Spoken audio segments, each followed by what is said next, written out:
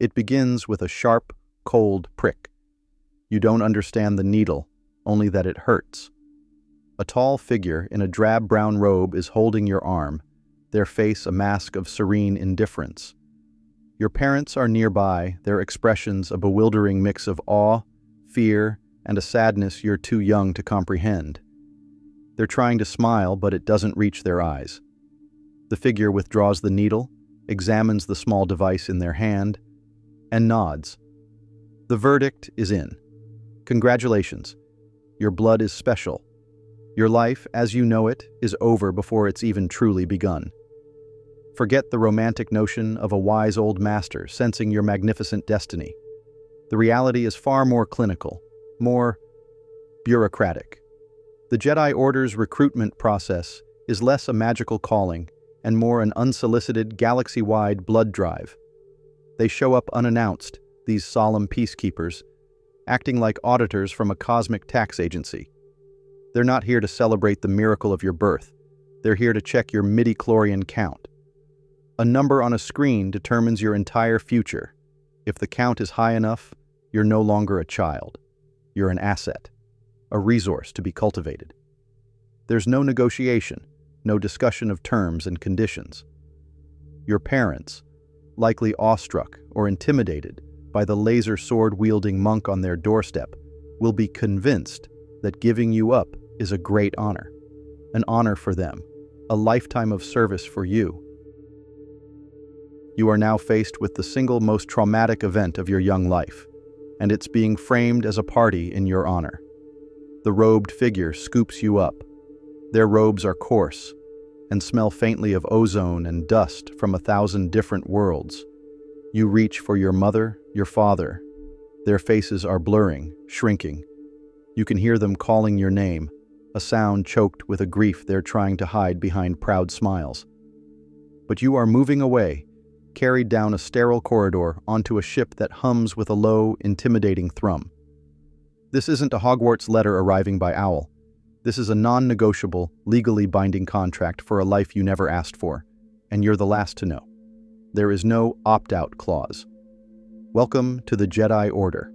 Your membership is permanent, but here's the cruelest part. They don't just take you from your home. They take your home from you. The first lesson in your new life is also the most important one for the Order. Attachments are forbidden. This isn't a rule you'll learn in a classroom later. It's a policy that's enacted on you from day one. You will be systematically discouraged from remembering your family. Your past is now a liability, a weakness that could lead you to the dark side. So they perform a kind of psychological amputation. They cut away your roots, your identity, your entire world, all to make you a better, more detached servant of the light. You are a blank slate, a vessel to be filled with their dogma, their code, and their endless, sterile peace. So here you are, a toddler, alone in a vast, cold temple on Coruscant, surrounded by thousands of other stolen children, all with the same look of dazed confusion in their eyes. The echoes of your parents' voices are already starting to fade, replaced by the humming of the temple and the quiet, monotonous chanting of the masters. This is your new family, a family that demands you love no one. But if you think the silent, echoing halls of the temple are where your individuality goes to be quietly smothered, just wait until you get your first look at the curriculum at the Jedi Academy. It's not designed to build heroes. It's designed to mass-produce obedient, emotionally stunted tools. The first thing they take from you, after your family, is your comfort.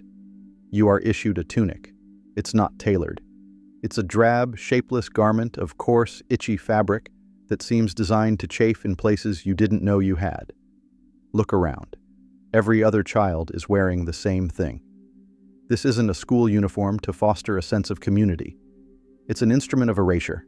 It's the first step in stripping you down to a standardized unit, another brick in the great gray wall of the Jedi Order. Welcome to the Academy, the galaxy's most prestigious institution for crushing childhood wonder. Forget any fantasies of a magical boarding school filled with laughter and secret passages. Your new home has all the architectural charm and warmth of a high-security data center. The halls are vast, silent and sterile, carved from cold, polished stone that echoes your footsteps, reminding you of how small and alone you are. Your day is not a thrilling adventure. It's a grueling, monotonous schedule that would make a drill sergeant weep with joy. You wake before the artificial suns of Coruscant even flicker to life. Your first task? Meditation. This isn't some gentle, mindful breathing exercise to find your center. This is a forced march into nothingness. You sit for hours on a cold floor, ordered to clear your mind and release your feelings. You are a child, brimming with energy, curiosity, and fear, and you are being taught that all of it is wrong. The goal isn't peace. It's a state of profound, functional emptiness. After your mandatory session of soul-numbing silence, it's time for instruction. You spend hours chanting the Jedi Code, memorizing tenets that sound profound until you actually think about them. There is no emotion. There is peace. There is no passion. There is serenity. These aren't philosophical guidelines for you to interpret. They are absolute commands. You are taught that love, anger, joy, and fear are not just feelings. They are signposts on the highway to the dark side. Your curriculum is less about galactic history and more about the endless biographies of long-dead Jedi, who all conveniently came to the exact same conclusions about life. Individuality is not celebrated here. It is a pathology to be cured. And then there's the part you've been waiting for, lightsaber training. This must be where the fun is, right? Wrong. You're handed a training saber. It doesn't cut, but it delivers a nasty, debilitating shock that feels like being struck by lightning. Your instructor, a master whose face is set in a permanent state of mild disappointment, drills you relentlessly in rigid, ancient forms. There is no room for creativity, no flashy moves you saw in a holodrama. This is rote memorization through pain. Every mistake is met with a sharp sting and a colder correction. Think of it as the galaxy's worst unpaid internship, where a single slip-up during a routine drill could mean a permanent scar, a missing finger, or a lifetime of nerve damage. The low, menacing hum of the training blade is a constant reminder that the real thing, the one that can cauterize a limb in a nanosecond, is the ultimate goal. They aren't teaching you a martial art, they're calibrating a living weapon, and that weapon is you. Naturally, you'd think this shared experience of bland food, existential dread, and painful training would forge some powerful bonds. A band of brothers and sisters, united against the soul-crushing system. Dream on. Strong friendships are just another form of attachment, a dangerous deviation from the path. You are taught to be wary of your peers. The very person you share a dormitory with is a potential rival, someone who might get chosen as a Padawan while you get shipped off to the agricultural corps to become a glorified space farmer for the rest of your life. Your social life has all the vibrancy of a corporate team-building exercise run by accountants. You are surrounded by people, yet you have never been more alone. You spend a decade or more in this sterile bubble, being molded and shaped. They strip away your past, suppress your emotions, and train your body into a weapon. You are the perfect product of their system, detached, obedient, and profoundly lonely. But now your training is complete. You are deemed ready. The problem is, they've trained you to be a monk in a sensory deprivation tank, and they're about to throw you into the chaotic, messy, and deeply emotional galaxy. The rules you learned here? They're about to become spectacularly unhelpful. You've graduated, you're a Jedi Knight. You have the cool laser sword, the fancy robes, and a brand new title. Now for the fine print, the terms and conditions of your lifelong membership. The central pillar of your existence, the rule that governs all others, is elegantly simple and utterly monstrous. There is no emotion, there is peace. This isn't a suggestion, it's a lobotomy performed with philosophy instead of a scalpel. And the prime directive that flows from it? No attachments. This is the big one. The one that guarantees your life will be a hollow, sterile performance of duty. Let's be brutally clear about what no attachments means. It doesn't mean don't be clingy. It means you are forbidden from forming any meaningful, lasting human connection. Love? Absolutely not. That's the superhighway to the dark side, a selfish indulgence that distracts from your duty. Your master, Anakin Skywalker, is the Order's poster boy for this very principle. So, you meet someone. You feel a spark, a connection that makes the cold, empty galaxy feel a little warmer. You have to crush it, extinguish it, meditate it away until you feel nothing but the serene emptiness the Order calls peace. Congratulations, you've just successfully gaslit yourself into believing that the most fundamental human experience is a character flaw. What about friends? Surely you can have friends. Not really, not in the way you understand it. You can have allies, colleagues, fellow assets of the Republic. You can fight alongside them, share a meal in a mess hall, and exchange stoic, knowing nods. But true friendship, the kind built on vulnerability, shared secrets, inside jokes, and unconditional support, that's an attachment. It creates bias. It makes you value one life over another, a direct violation of your impartial role as a peacekeeper. So you keep everyone at arm's length. Your conversations are formal, your interactions guarded. You are surrounded by people who are supposed to be your brothers and sisters in the Force, yet you can't truly confide in any of them. Because intimacy is a disease. And family? You don't have one. The Order made sure of that when they took you. They are your family now, a collective of emotionally constipated monks who believe personal connection is a bug, not a feature. You will never know the joy of a child's laughter, the comfort of a sibling's support, or the quiet wisdom of a parent. You are an island, and you are told this isolation is a strength. It's not. It's a vulnerability the size of a star destroyer. This enforced loneliness, this profound emotional starvation, doesn't make you a wise, detached sage. It makes you fragile. It makes you a perfect target for any charismatic dictator who offers you a sense of belonging, a purpose that feels real, or a taste of the passion you've been forced to deny. The path to the dark side isn't paved with anger. It's paved with the desperate, unmet need for connection. The Jedi Code doesn't prevent falls to the dark side. It manufactures the conditions for them. So, this is your life. A perpetual state of emotional self-flagellation. Every natural human impulse you have must be identified, isolated, and neutralized. It's a full-time job with no days off. You are a walking paradox, a guardian of life who is forbidden from truly living. You exist in a state of carefully managed numbness, a ghost in your own body, all for a vague, abstract ideal of balance that your own masters can't seem to agree on.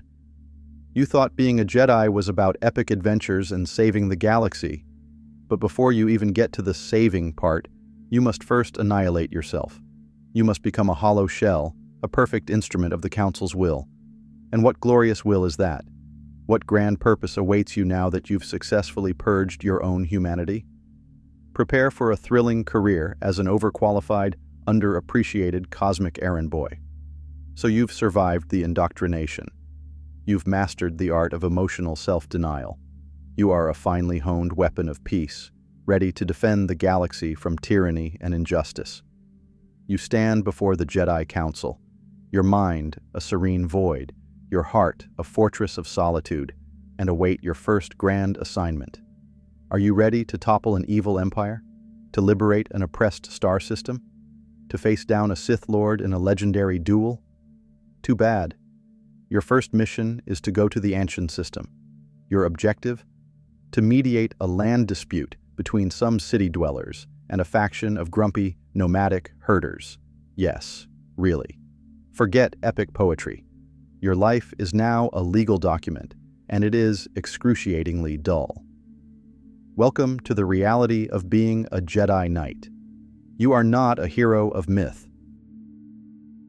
You are a glorified, saber-wielding civil servant, dispatched by the Galactic Senate to handle the tedious diplomatic squabbles they can't be bothered with themselves.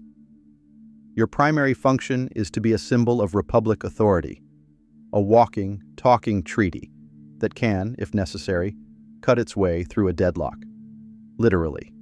Your days are not filled with daring starfighter battles. They are filled with meetings. Endless, mind-numbing meetings in beige rooms with stuffy, self-important local politicians who drone on about trade tariffs and border demarcations. You will spend more time listening to filibusters than you will clashing with dark warriors.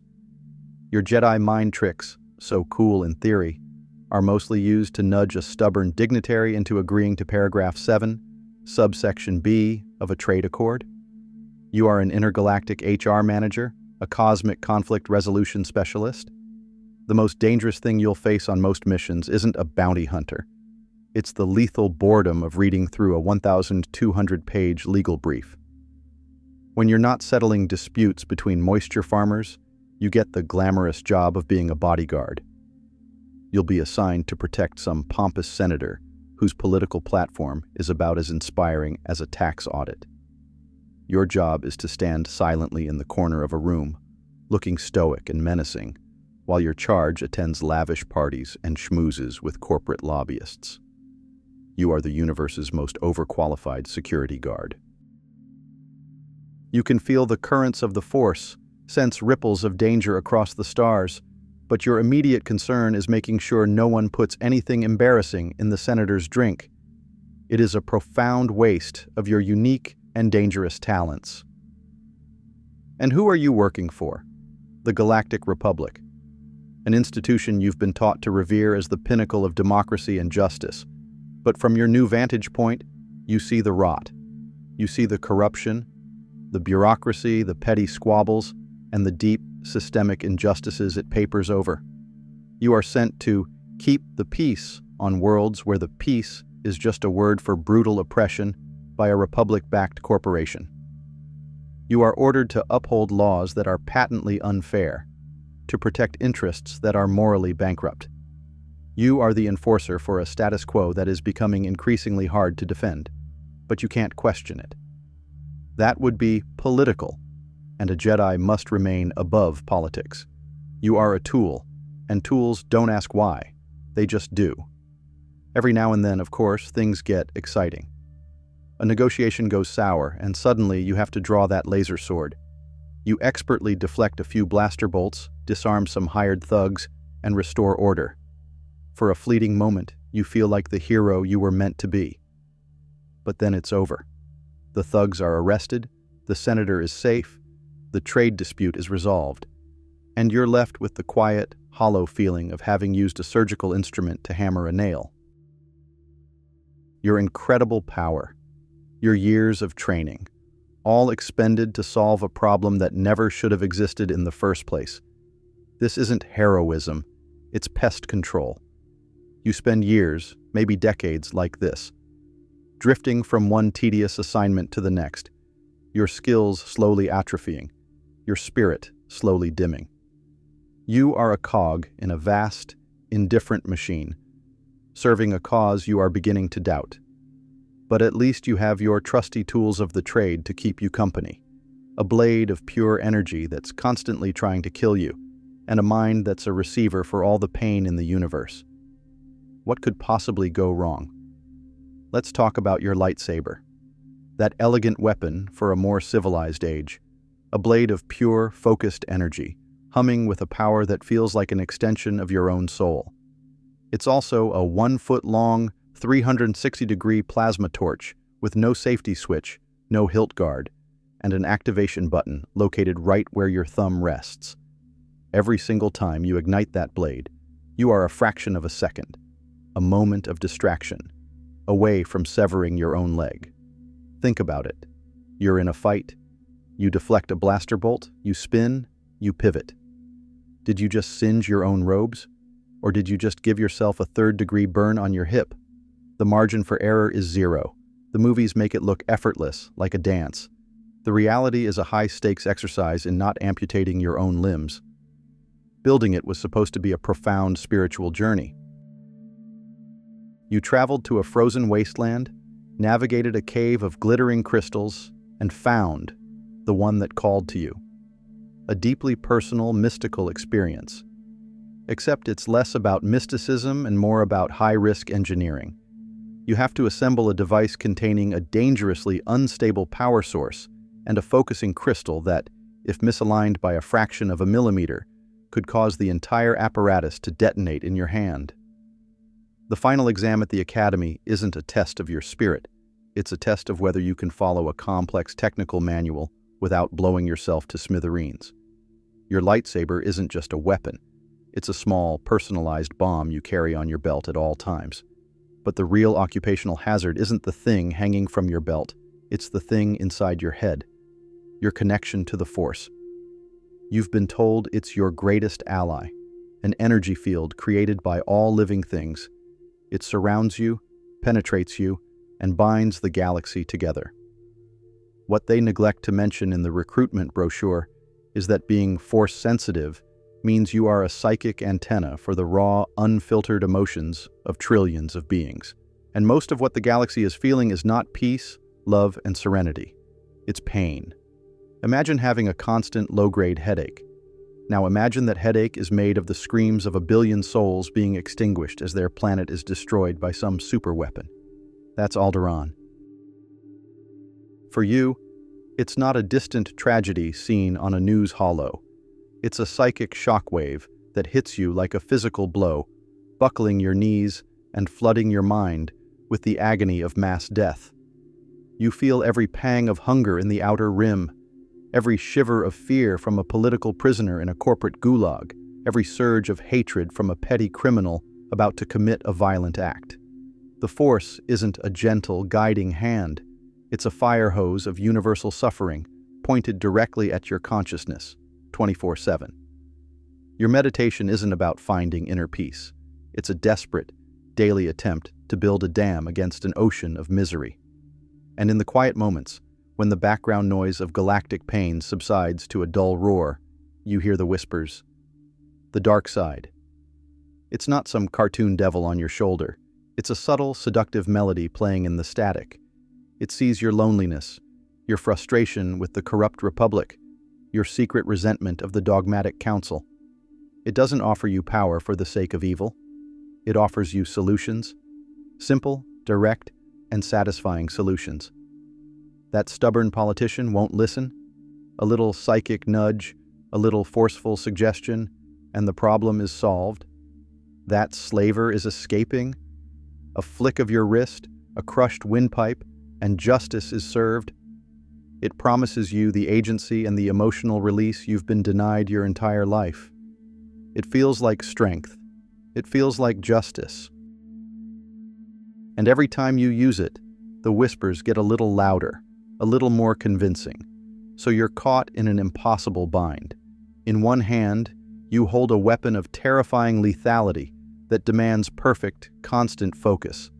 In your mind, you carry the ceaseless, agonizing pain of the entire galaxy, while a siren song of psychopathic power tries to lure you into blissful, homicidal madness.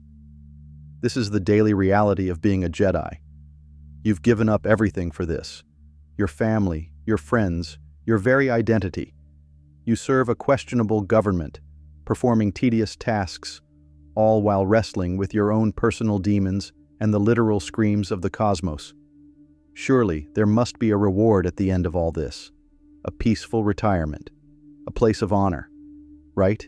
You've dedicated your entire life to the Order. You've suppressed your emotions, mediated mind-numbing disputes, and danced with the seductive whispers of the dark side, all while trying not to slice off your own foot. You've served the Republic, upheld the Jedi Code, and paid your dues in loneliness and existential dread. So, what's the pension plan? What does a lifetime of thankless service get you? The answer is simple and brutal. Nothing. There is no quiet retirement home for aging Jedi on a peaceful, sun-drenched moon. The concept of retirement doesn't exist in the Jedi vocabulary. There is only service, until service is no longer possible. Let's look at your career trajectory. There are a few paths, and none of them end with you sipping a cocktail on a beach. First, there's the path of mediocrity. You just weren't quite good enough. You never got chosen as a Padawan, or you washed out of the night trials. What happens then? You get a one-way ticket to the Jedi Agricultural Corps. You spend the rest of your days as a glorified farmer on some forgotten planet, using your connection to the Force not to move starships, but to coax a slightly better harvest out of stubborn space potatoes. You are a failure, a Jedi washout, relegated to a life of manual labor, forever haunted by the knowledge that you weren't special enough. It's the Order's gentle, compassionate way of putting you out to pasture. But what if you succeed? What if you're a great Jedi? A hero even? Well, congratulations. Your reward for being good at your job is being sent to do the most dangerous jobs. When war inevitably breaks out, and it always does, you are no longer a peacekeeper. You are a general, a frontline commander. You, the monk trained for detachment and serenity, are now leading an army of genetically engineered, factory-produced soldiers who were bred for one purpose: to follow orders. You'll be knee-deep in the mud and blood of 1,000 battlefields, making life-or-death decisions that will haunt you forever. The peace you were trained to cherish becomes a distant memory, replaced by the constant clang of metal, the sizzle of blaster fire, and the screams of the dying, amplified 1,000 times by your connection to the Force. And this brings us to the most likely and most ironic end to your illustrious career. Your soldiers, the clones, they look up to you. They fight alongside you, paint your likeness on their armor, and call you General. They are the closest thing to loyal friends you've ever had. And then the order comes, a simple, coded command broadcast across the galaxy. Execute Order 66. In a single moment, your loyal troops, your brothers in arms, turn on you. Their programming overwrites their loyalty. There's no malice in their eyes, just cold, unthinking obedience. The men you trusted, the men whose lives you saved just hours before, raise their blasters. Your reward for a lifetime of sacrifice, for your leadership, for your heroism, is a searing pain in your back as you're cut down by your own men. You die alone, betrayed, a victim of the very system you dedicated your life to protecting. Your death is not mourned by a loving family. You don't have one. Your legacy is not a celebrated hero's tale. It's a classified report in a hostile government's archives. And if by some miracle you survive this galaxy-wide purge, you spend the rest of your miserable existence on the run, hiding in a cave on a desert planet, haunted by failure, grief, and the ghosts of everyone you ever knew. Your final act is to fade into obscurity, a forgotten relic of a failed religion. So, do you still want to be a Jedi? To be taken from your home, stripped of your identity, forbidden from love, and used as a disposable tool for a corrupt government, only to be betrayed and murdered in the end? To have your only legacy be a cautionary tale about the hubris of a dogmatic, emotionally stunted cult of space wizards? Yeah, didn't think so.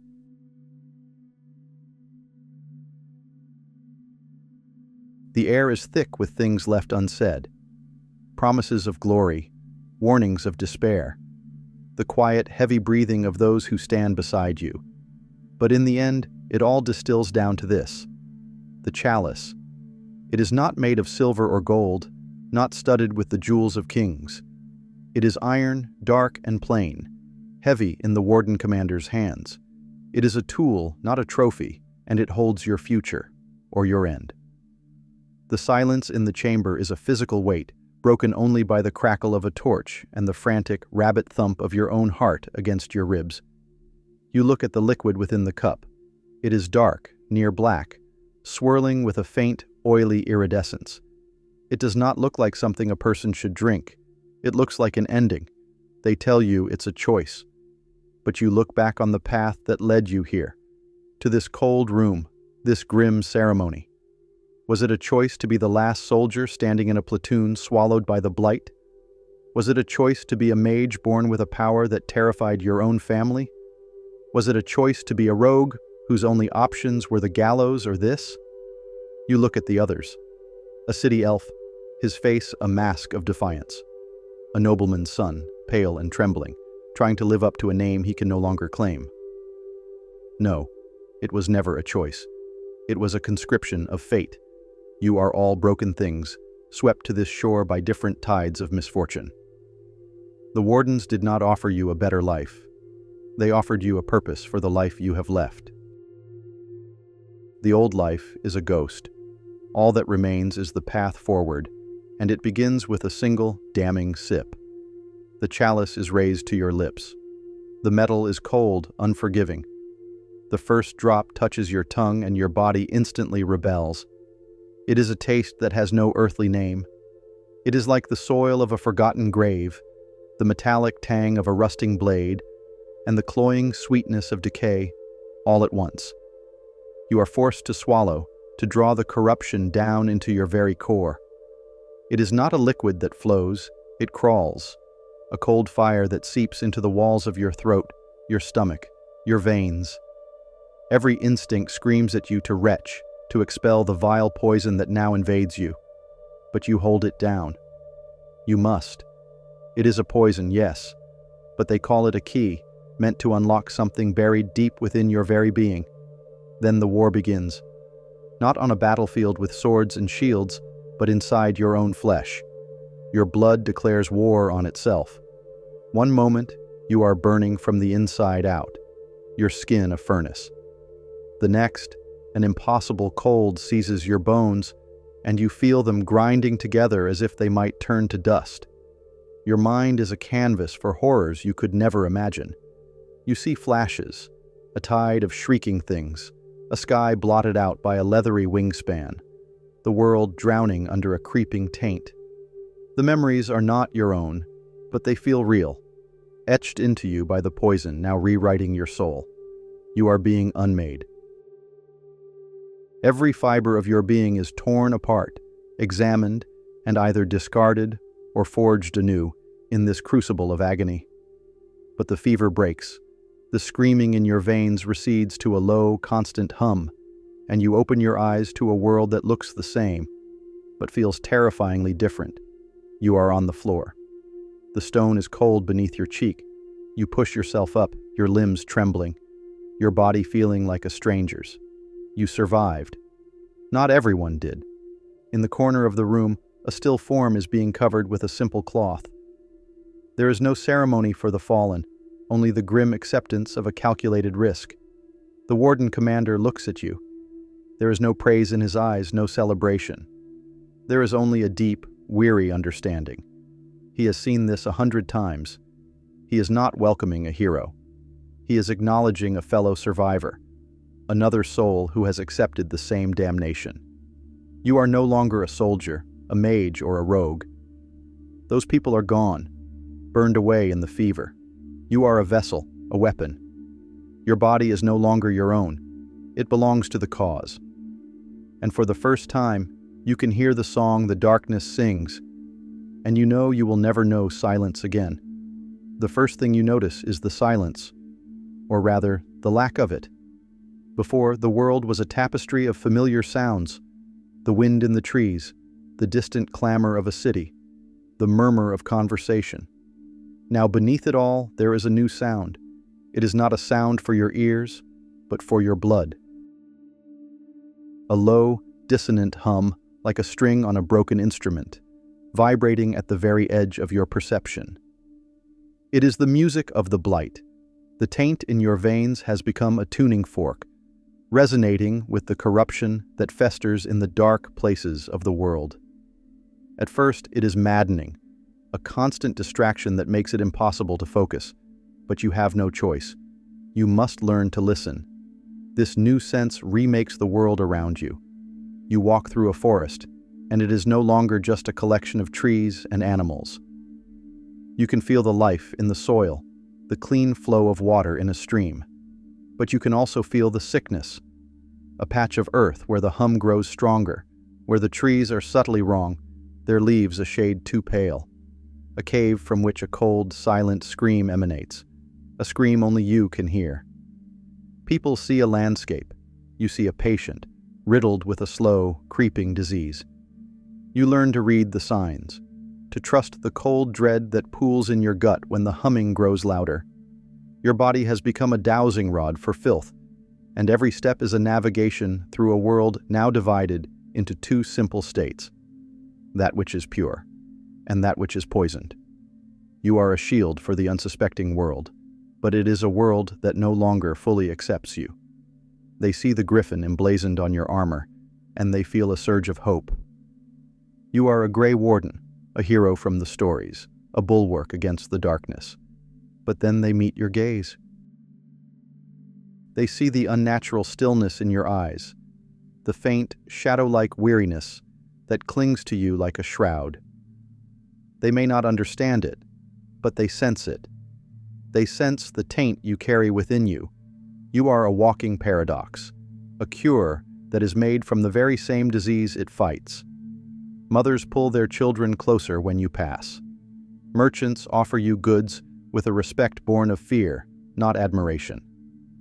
You are a symbol of salvation, but also a living reminder of the horror that makes you necessary. You are utterly, irrevocably alone, even in a crowded room. Your only solace is in the company of your own kind, the other Wardens. They are your new family, a brotherhood bound not by bloodline, but by a shared poison. There is little warmth here, little of the easy camaraderie you once knew. Conversations are clipped, practical. You speak of patrol schedules, of the blighted creatures you've tracked, of the way the hum changes in the proximity of an emissary.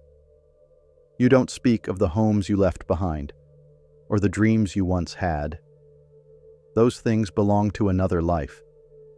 You share a silent understanding that can only be forged in a shared damnation. You look at them and see your own fate reflected in their tired eyes. They are the only people in the world who hear the same terrible music you do. They are the only ones who know the price of listening. You learn to trust the poison in your veins, for it is the sharpest weapon you have. But you cannot stand on the edge of the abyss and listen to its whispers for long before it begins to whisper back in a voice that sounds disturbingly like your own. The glamour of the Grey Wardens is a story told by others, in warm taverns and by crackling firesides. Your reality is the mud. It is the cold, greedy mud that sucks at your boots with every step, the constant companion on a road that has no destination, only a direction. Forward. Towards the next rumor of a darkspawn attack, the next blighted village, the next desperate plea for help.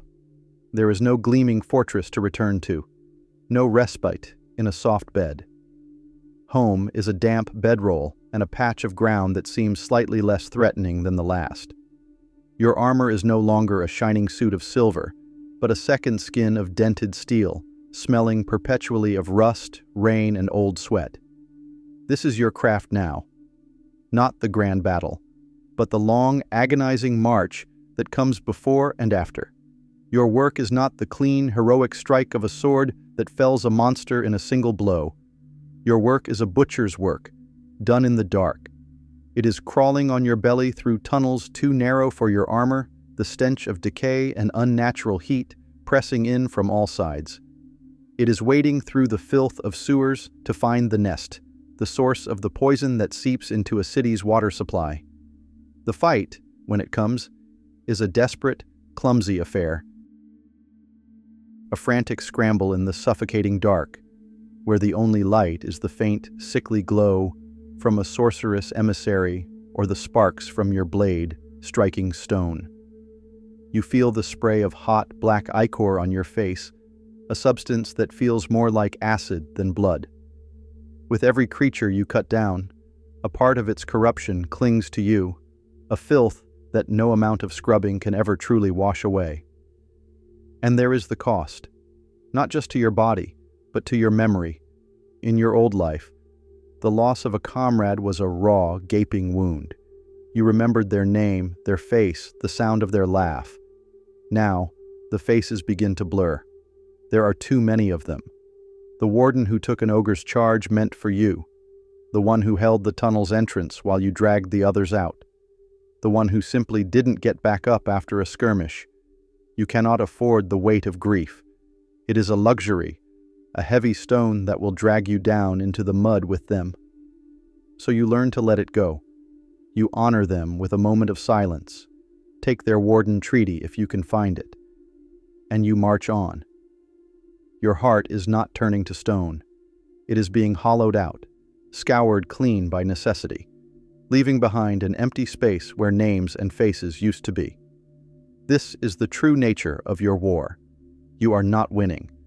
You are simply holding the line. For every nest you cleanse, 2 more fester elsewhere. For every patrol you drive back, a larger force gathers deeper in the earth. You are a physician tending to a patient with a terminal illness, treating the symptoms, staving off the inevitable for 1 more day, 1 more week. And with every poultice you apply to the world, the poison in your own veins grows stronger. The hum becomes a more insistent thrum. The nightmares become more vivid, their whispered promises more tempting. You are a living wall holding back an endless rising tide. But the water is seeping through the cracks in your own foundation, and you know with a cold certainty that the wall must one day break. The only question is whether the world behind you will be safe when it does. For months, perhaps years, you have fought the symptoms. The shambling Herlocks, the screeching Genlocks, the hulking ogres. They were the fever, the rash, the outward signs of the world's sickness. But now, you face the disease itself. The sky darkens, not with clouds, but with a living storm of leather and malice. And at its heart, you see it, the archdemon. It is not merely a beast. To call it a dragon is to name a hurricane a summer breeze.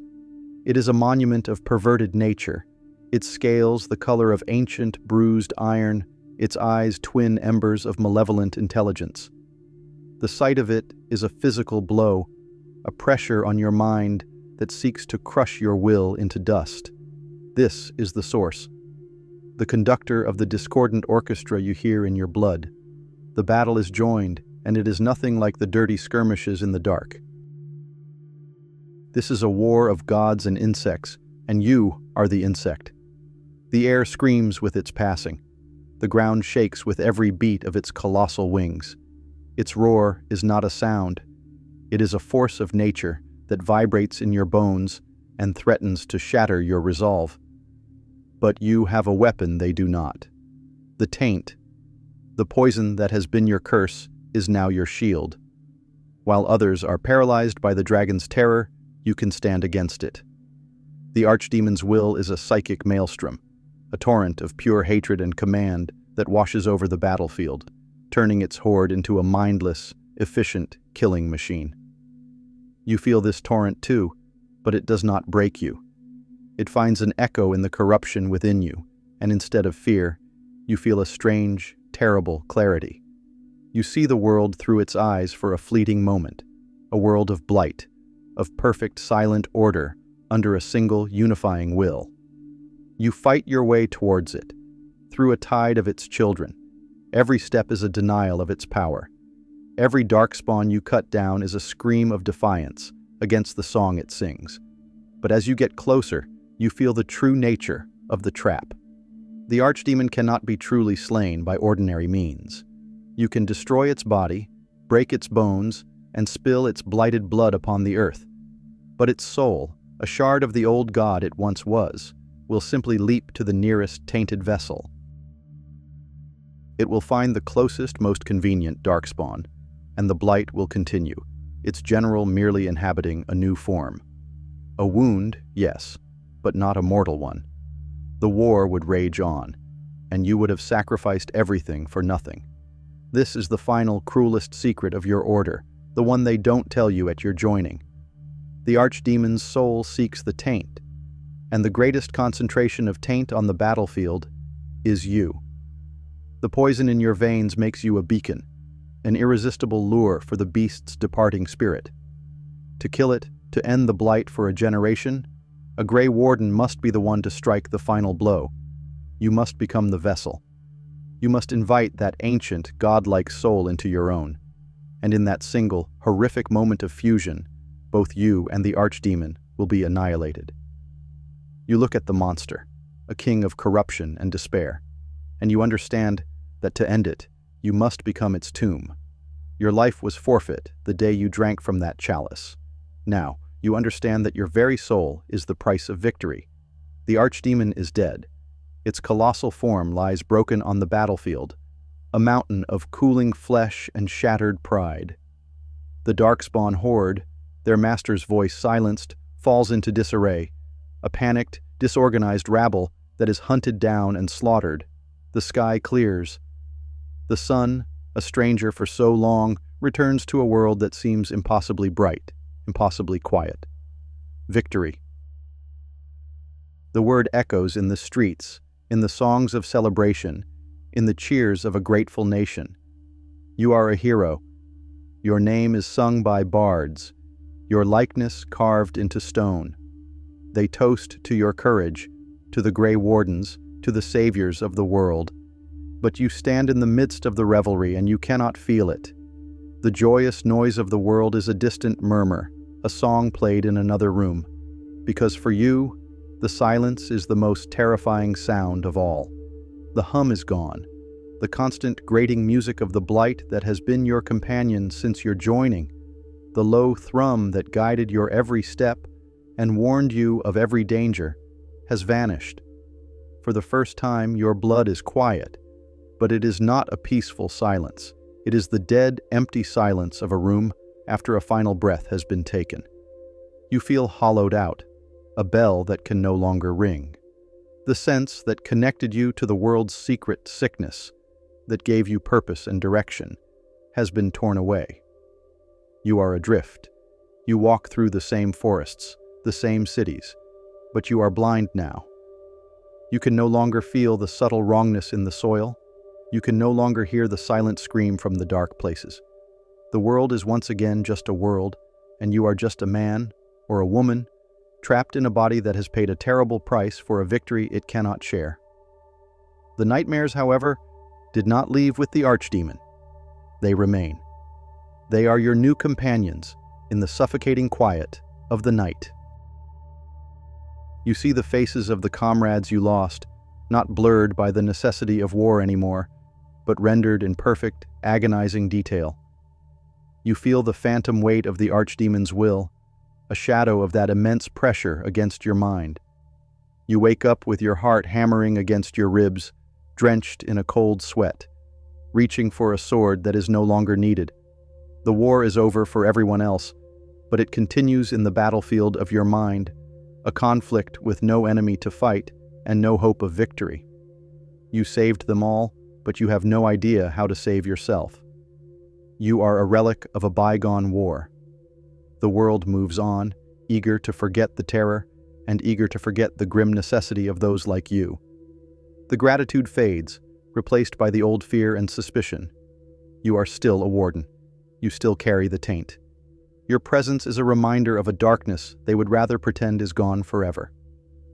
You see the subtle shift in their eyes, the way they avert their gaze. You were a tool for a specific purpose, and that purpose has been fulfilled. Now you are just a sword left to rust in the rain. And in the dead quiet of your own blood, you begin to hear a new sound. It is not the grand orchestra of the archdemon. It is a solo instrument, a faint, insidious whisper, rising from the poison still festering inside you, and it is calling you by name. The whisper starts as a lie. It comes in the dead of night, a soft, soothing murmur that promises an end to the pain in your bones and the ghosts behind your eyes. It speaks of a homecoming, of a place where you will finally belong, where you will not be an outsider. It is a sweet, seductive song, and it rises from the depths of your own poisoned blood. This is the calling. It is the taint's final victory, the last, desperate reclamation project. It is the sound of your own body beginning its long, slow surrender, and you know, with the certainty of a setting sun, that your time in the light is over. Your body, the tool you honed into a perfect weapon, now turns that weapon upon itself. Old scars begin to burn with a fresh ache. Your joints feel as if they are grinding themselves into dust. Food loses its taste, and sleep offers no rest, only a deeper descent into the clamor of the calling's song. You catch your reflection in a polished shield or a still pool of water and see a stranger looking back. The face is pale, drawn, the eyes holding a deep, hollowed-out weariness that goes beyond simple exhaustion. It is the look of a structure that is collapsing from the inside out. Your hands, which once held the fate of a nation, now tremble as you lift a simple cup. The corruption is no longer a source of a dark power. It is simply a poison, and it is completing its work. There is no ceremony for this departure, no solemn procession, no mournful dirges. You simply know when it is time. You might leave a letter, a few words for the new Warden commander, a final piece of advice, a last warning. Or you might say nothing at all. You take your armor, your blade, and enough provisions for a journey with no return. You take one last look at the sky, feel the sun on your face one last time, committing the sensation to a memory that is already beginning to fade. This is not an exile. It is not a flight from duty. It is the final act of it. You are a living vessel of the blight, a walking plague. To remain in the world you saved would be to endanger it. And so you turn your back on it all and walk towards the dark. Your destination is the deep roads, the ancestral home of the dwarves, now the heartland of the enemy. The air grows cold and stale as you descend, the light of the surface world shrinking to a distant memory behind you. Down here, the silence is different. It is a heavy, listening darkness, and it echoes with the footfalls of your final patrol. The calling grows louder, more insistent, a deafening roar in your blood that guides you forward. It promises you peace, an end to the struggle. But you know the truth. It is promising you a place in the horde. Ahead, in the suffocating blackness, you hear it. A responding chitter, a chorus of guttural growls, the children of the blight. They sense your coming. They smell the taint on you, and they welcome you as one of their own. You draw your sword. The steel sings a clean, pure note in the foul air. The hero of Ferelden, the Warden, the Savior. That person is a legend now, a story for others to tell. What is left is a warrior, a shield, standing at the gates of hell with one last fight to give. And in the deep places of the earth, where the light will never reach again, you give the darkness one final thing to fear.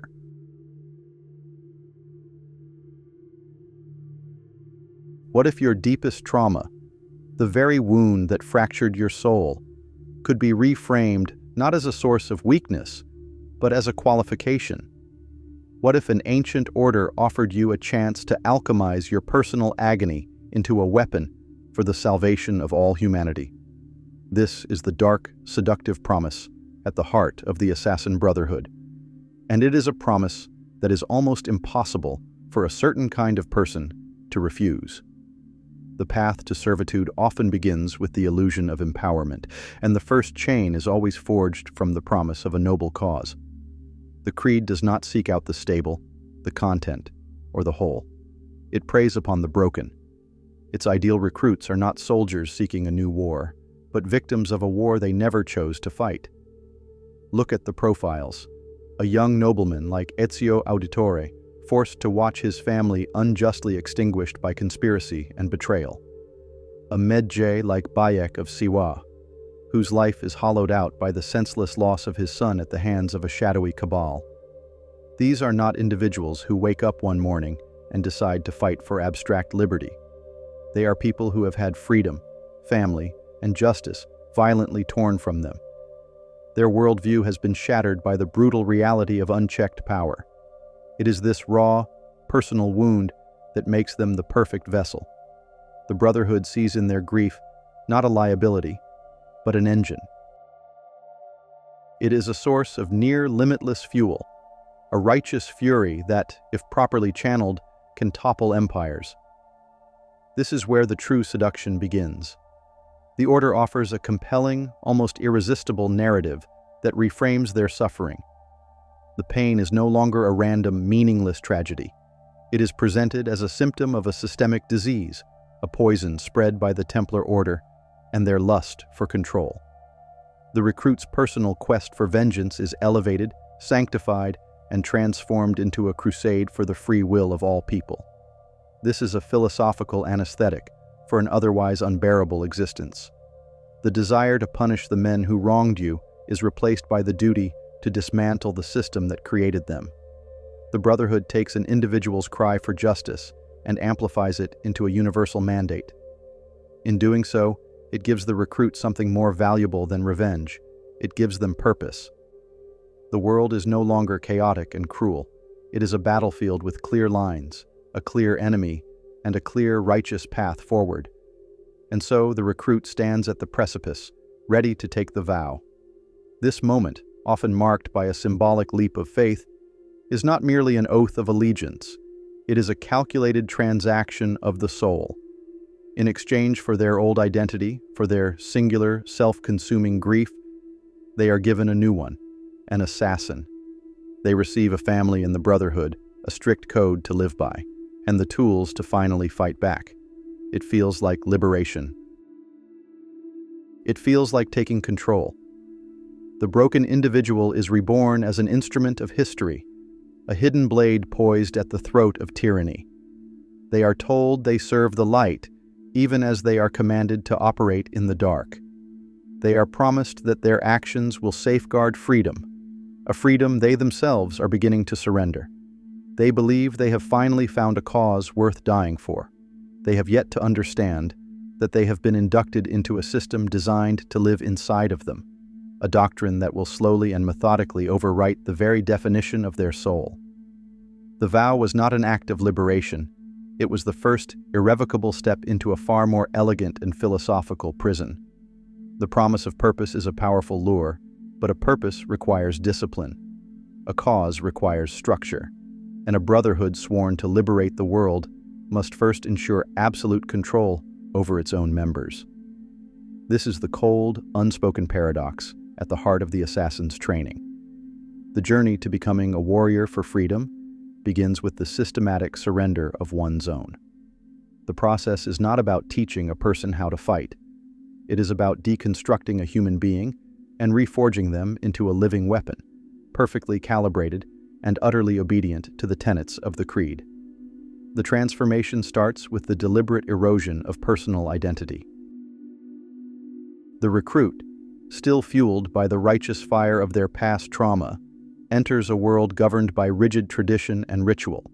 Their name, their history, their personal desires, all are subordinated to the greater cause. The iconic white hood is not merely a tool for blending in. It is a uniform that signifies the erasure of the individual. Underneath it, they are no longer Ezio, Connor, or Bayek in the way the world once knew them. They are an agent of the Brotherhood, a symbol, a function. This process is reinforced by a strict hierarchy. The recruit's every action is guided by the unquestionable wisdom of a mentor, a figure who embodies the creed's will. This relationship, framed as one of guidance and enlightenment, is in practice a mechanism of indoctrination. The mentor's word is law, their interpretations of the creed are gospel, and any deviation is framed not just as a mistake, but as a moral failing, a betrayal of the very ideals they swore to uphold. This psychological reprogramming is paired with a brutal physical regimen.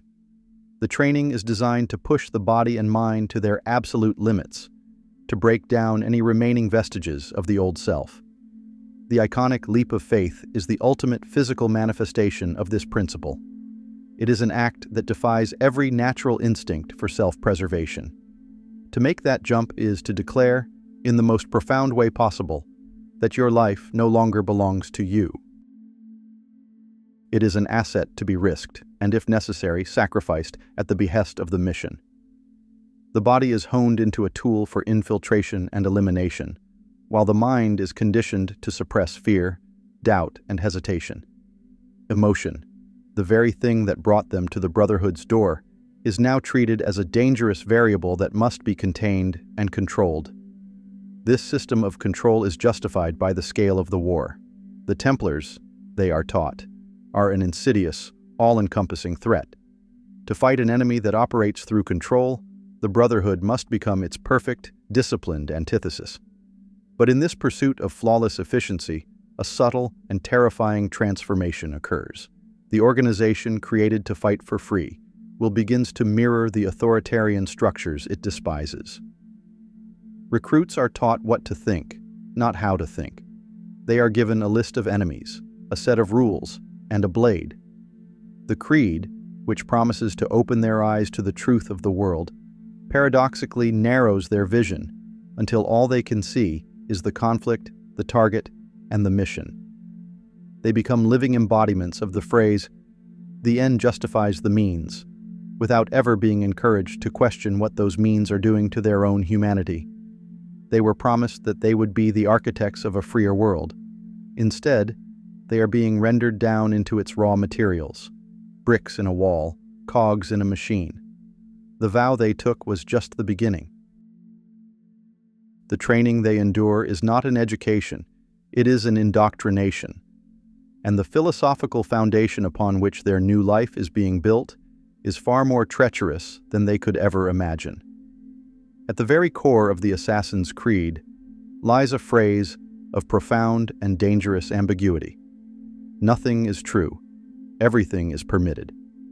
On the surface, it presents itself as the ultimate statement of intellectual liberation. It is a command to reject dogma, to question authority, and to recognize that the foundations of society, its laws, its morality, its gods, are constructs, not absolute realities. For the new recruit, this mantra feels like the key that unlocks the world, revealing the hidden machinery of power. But a key can open a door to enlightenment, or it can unlock a cage containing a monster. And for the assassin, this philosophical razor is a blade that cuts both ways, eventually severing them from the very moral anchor they sought to protect. Initially, nothing is true, functions as an analytical tool. It allows the assassin to see through the Templars' rhetoric of a divinely ordained or natural order. It exposes their quest for control as a man-made ambition, not an inevitability. This is its intended purpose, to be a scalpel for dissecting propaganda. The assassin learns to see a king not as a ruler appointed by heaven, but as a man. They see a law not as an immutable principle of justice, but as a rule created by other men to serve a specific agenda.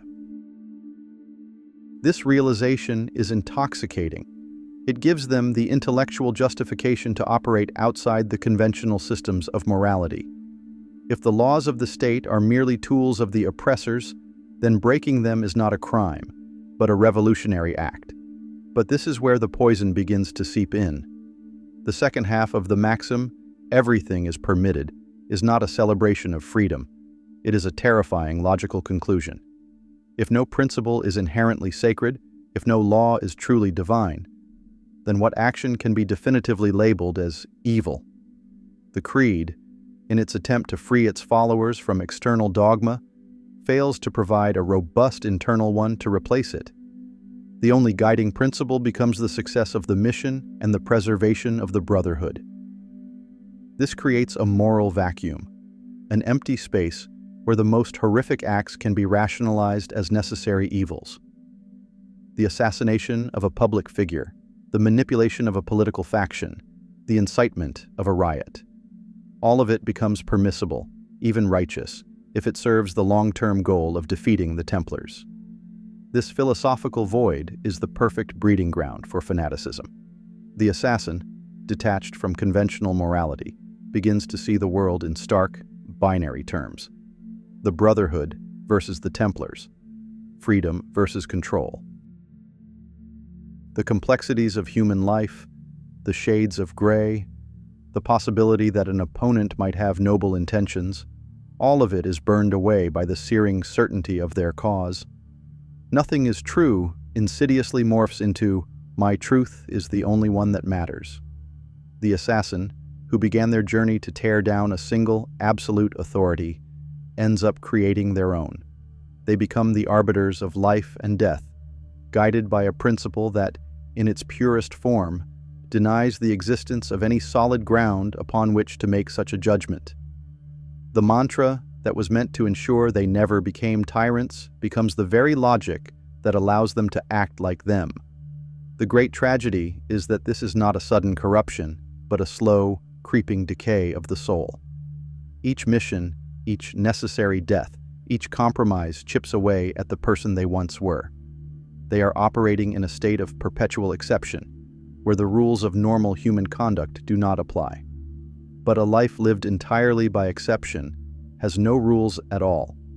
They are fighting for humanity by sacrificing their own, armed with a philosophy that justifies any action while offering no protection from the darkness that such actions breed within.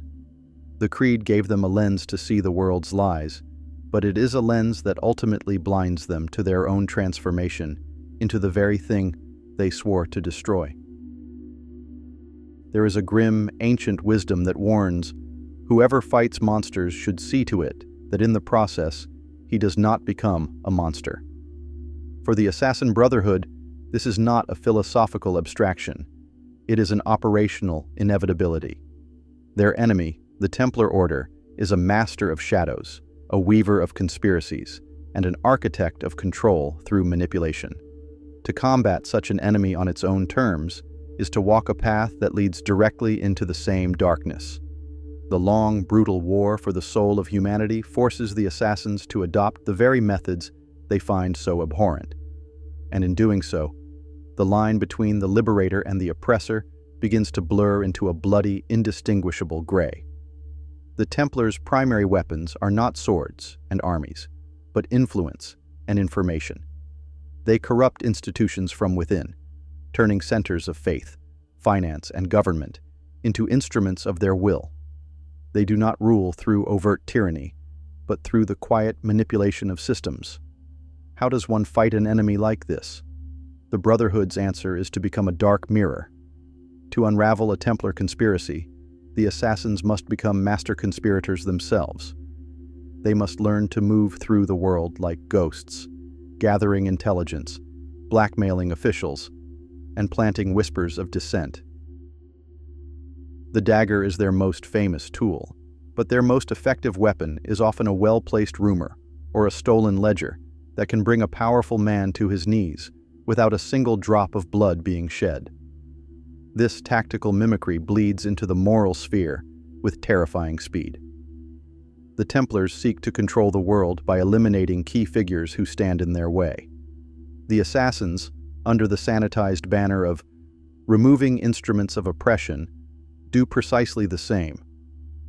The public assassination is their calling card, a tool of terror designed to show that no one, no matter how powerful, is beyond their reach.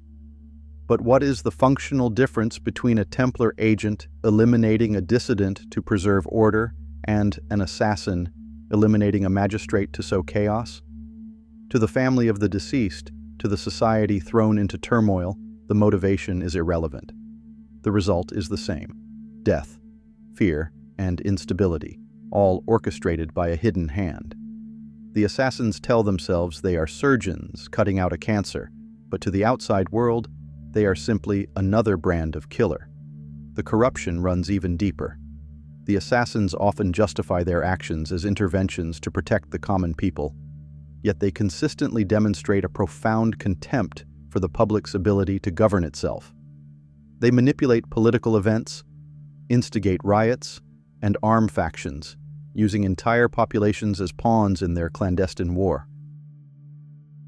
They might support a revolution, but only so long as it serves their strategic interests against the Templars. They place their own agents in positions of power, creating a shadow government that answers not to the people, but to the creed. In their fight against a secret order that seeks to guide humanity from the shadows, they have become a secret order that seeks to guide humanity from the shadows. The only difference is the name they give their ideology. This is the ultimate trap of a forever war. The longer the conflict rages, the more the assassins are shaped by the enemy they fight. They begin as idealists, believing in the inherent goodness and wisdom of a free people. But decades, even centuries, of witnessing corruption, betrayal, and the public's seeming indifference to their own subjugation hardens them. They grow cynical. They begin to believe that humanity is not just a victim of the Templars, but is also weak, foolish, and perhaps unworthy of the freedom for which they bleed. The noble goal of liberation is slowly tainted by a creeping, paternalistic arrogance, and once they begin to believe they know what is best for a world that cannot see the truth, they are standing only a single step away from the Templars' own philosophy. The war against the monster has forced them to wear its face, and they have been wearing it for so long, they may no longer remember what they looked like without it. For every warrior, there comes a moment of stark realization when the true nature of their conflict becomes clear. For the assassin, this is perhaps the most devastating revelation of all. It is not a single, dramatic event, but a slow dawning horror. The war they are fighting cannot be won. Not in their lifetime. Perhaps not ever. The Templar Order is not an army to be defeated on a battlefield. It is an idea, a relentless ambition for control that is as eternal as humanity's own weaknesses. To fight it is to commit oneself to an endless, cyclical struggle, a war of attrition waged across generations. And this realization is the final, crushing weight that transforms the assassin from a hero on a mission into a tragic figure bound to a wheel of sacrifice. The early stages of an assassin's career are fueled by tangible goals: avenge a loved one, liberate a city, dismantle a specific conspiracy. These victories provide a sense of progress, a feeling that the tide is turning. But as they climb the ranks and their perspective widens, they see the terrifying truth. For every Templar leader they eliminate, another rises to take their place. For every scheme they foil, two more are already in motion. The enemy is a hydra, and for every head severed, a new one grows, often more cunning and more ruthless than the last. The war is not a line moving forward, but a circle, endlessly repeating.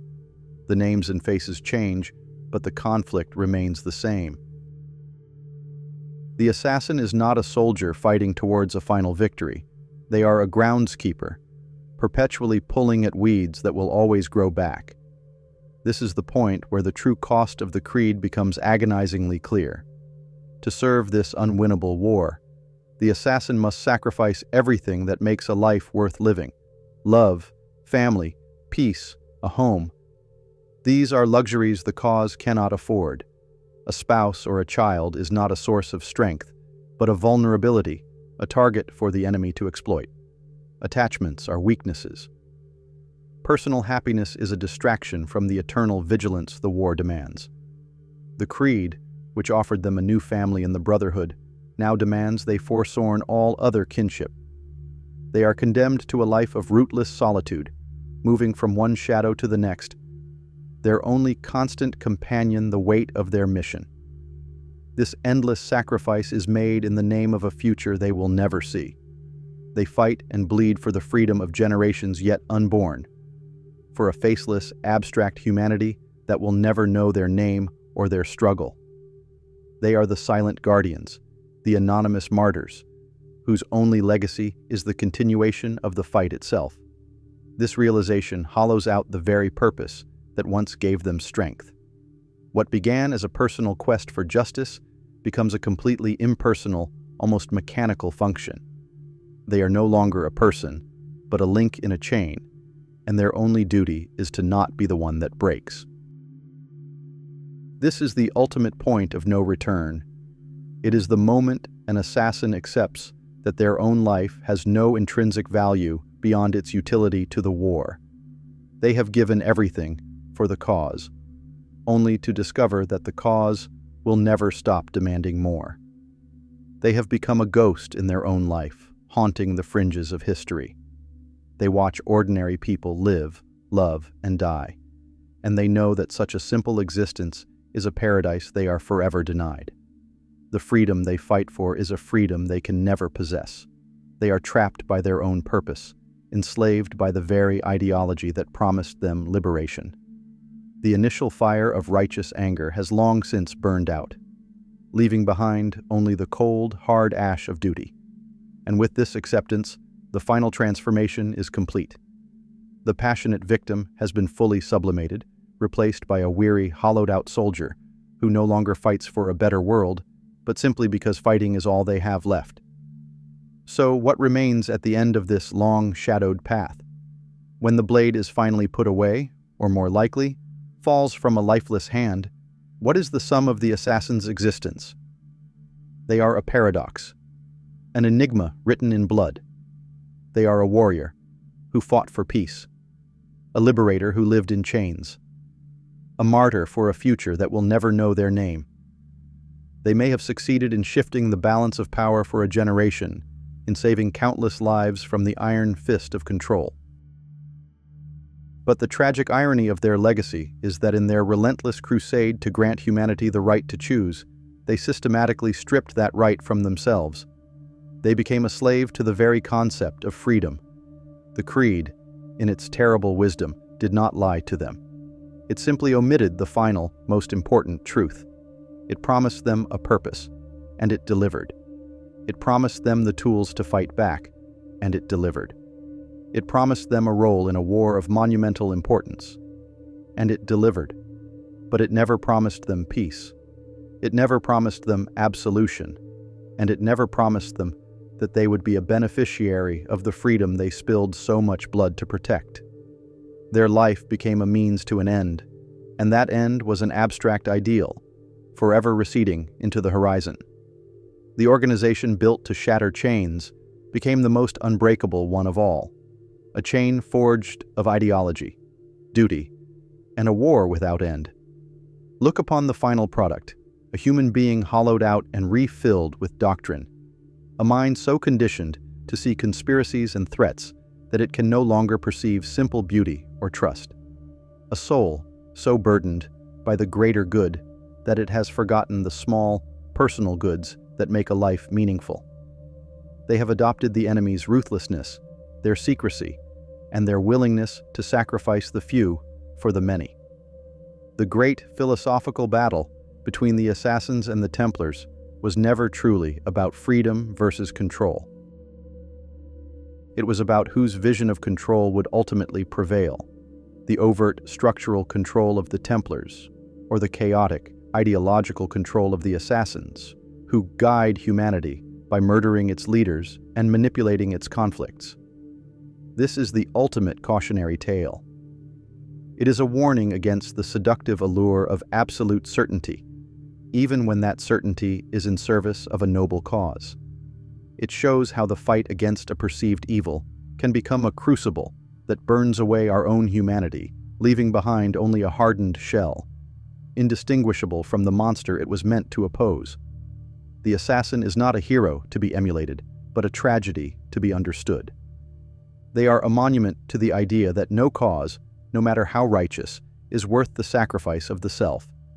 Because a world saved by ghosts is not a world saved at all. It is merely a battlefield, cleared for the next inevitable conflict. And the freedom won by a slave is an illusion that serves only to perpetuate the war that consumed them.